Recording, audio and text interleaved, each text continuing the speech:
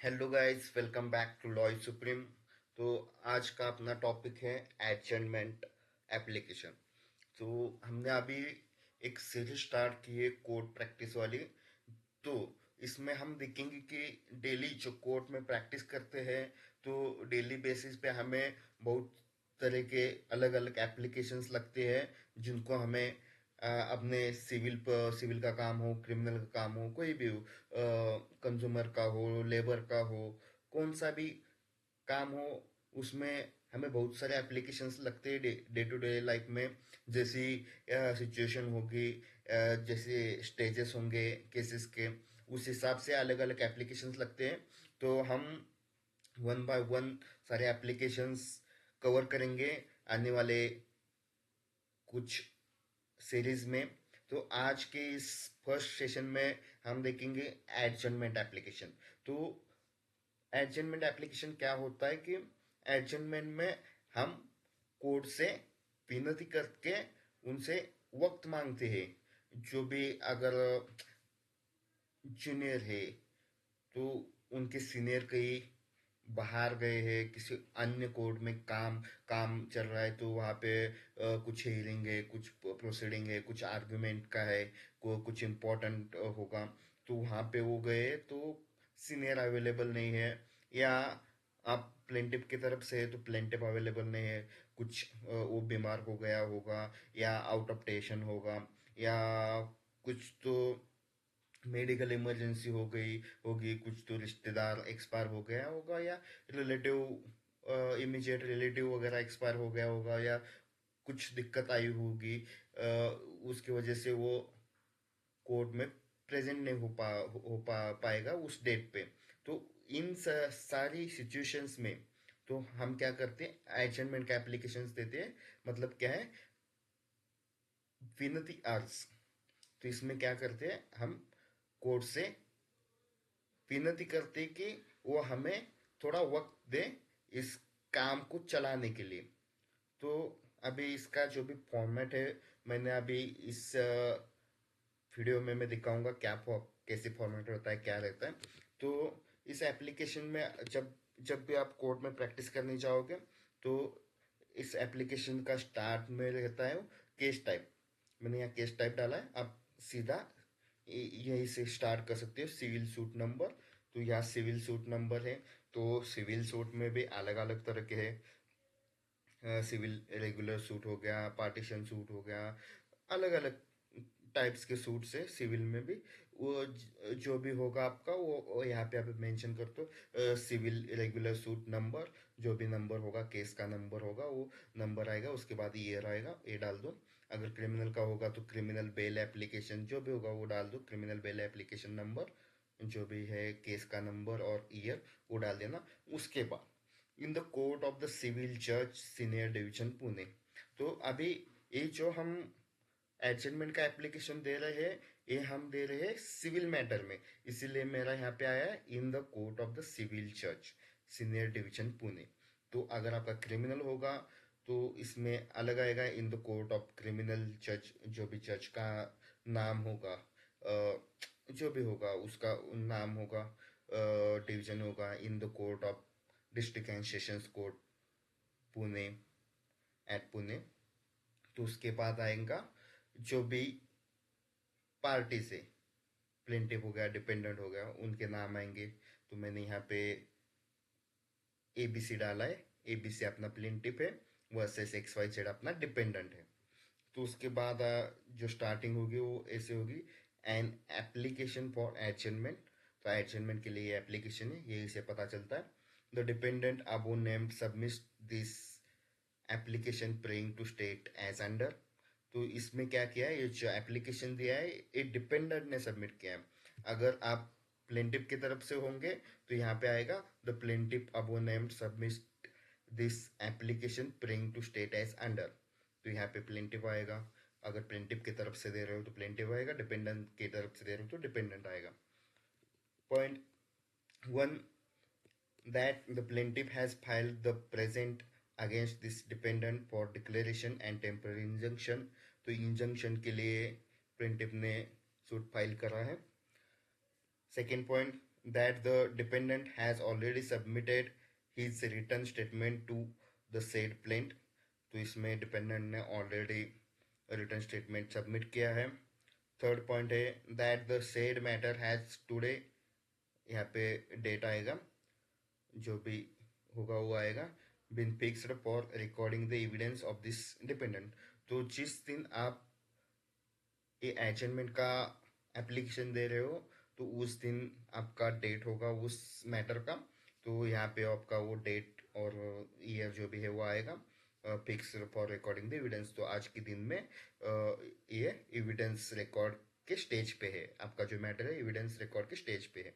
That however since has met an accident on, accident हुआ है जो 2-4 दिन में एक्सीडेंट हो गया होगा, 1 वीक 2 वीक हो गया, तो उसमें एक्सीडेंट हुआ है उसका, and still bedridden, it will not be possible for the dependent to remain in this honorable court today as well as during the next one fortnight. तो जो भी अपना डिपेंडेंट था उसका एक्सीडेंट हुआ है, उसके वजह से वो बेड रेस्ट पे है, तो उसको हॉनरेबल कोर्ट में आज के दिन में प्रेजेंट रहना पॉसिबल नहीं है, और अगले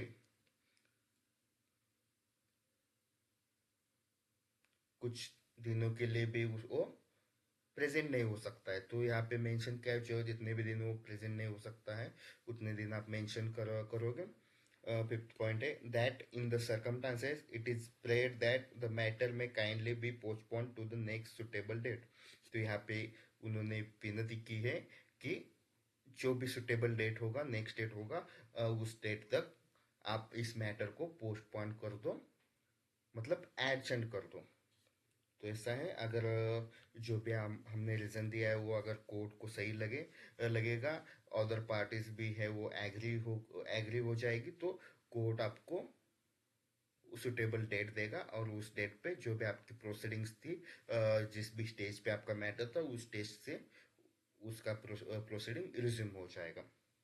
Pune SD dated advocate for the dependent. तो यहाँ पे आपका एडवोकेट का साइन आएगा, डेट आएगा. तो ये हो गया सिविल का. तो अभी हम देखेंगे क्रिमिनल का. तो यहाँ पे मैंने क्रिमिनल के लिए मराठी में बनाया है. तो हमने अभी इंग्लिश में एडजमेंट फॉर्म कैसा, एप्लीकेशन कैसा रहता है वो हमने देख लिया. तो मैं महाराष्ट्र से हूँ, कोल्हापुर से बिलोंग करता हूँ. तो कोल्हापुर में या महाराष्ट्र में बहुत सारे कोर्ट्स में मराठी लैंग्वेज ही चलती है, इसलिए मैंने वो मराठी लैंग्वेज में बनाया, ताकि मेरे जो सब्सक्राइबर्स है, मेरे जो स्टूडेंट्स है, ज़्यादातर मराठी है, तो उनको यूजफुल रहेगा, ये मराठी में होगा, तो इसलिए मराठी में बनाया है. तो मैंने अभी ये मराठी वाला जो बनाया वो क्रिमिनल के लिए बनाया है. क्रिमिनल, अभी हमने सिविल का देख लिया, अभी हम क्रिमिनल का देखेंगे. तो मैंने पहले ही बोला था केस टाइप जो भी आपने वो डालना है, क्रिमिनल बेल अर्ज क्रमांक, केसची जी काय नंबर असेल, केसचा जो काय नंबर असेल तो, वर्ष जे काय असेल ते, मैं जिल्हा व सत्र न्यायालय सो कोल्हापुर यांचे कोर्टात, मतलब क्या है, मैं district and sessions court Kolhapur, in this court this matter is present. अब क अर्जदार विरुद्ध महाराष्ट्र शासन विरोधी पक्ष. तो इसमें जो भी अपने पार्टिसिपेंट्स है वो है अब क एंड. ये जो क्रिमिनल मैटर है, तो क्रिमिनल मैटर ज़्यादातर गवर्नमेंट के खिलाफ ही रहता है. तो एक इसमें क्या रहता है, गवर्नमेंट रहता है और जो भी एक्यूज होगा तो उसका नेम रहता है, एक्यूज वर्सेस गवर्नमेंट, अब वर्सेस महाराष्ट्र शासन. तो इसमें लिखा है यातील अर्जदार तर्फे विनंती अर्ज की प्रस्तुतचे कामी यातील मे कोर्टात आज रोजी नेमलेली तारीख असून यातील अर्जदार यांच्याकडून काही माहिती व काही महत्वाची कागदपत्रे उपलब्ध न झाल्याने काम चालवणे अडचणीचे झाले आहे. तो इसमें क्या बोला है कि विनंती की है कोर्ट को, बोला गया है कि आज के दिन कोर्ट की तारीख है, तो जो भी अपना एप्लीकेंट है तो उसकी तरफ से हमें कुछ इम्पोर्टेंट डॉक्यूमेंट्स मिलने वाले थे, वो मिले नहीं है, उसके वजह से हम ये जो केस है वो प्रोसीड नहीं कर सकते हैं. तो नाही कर सकते.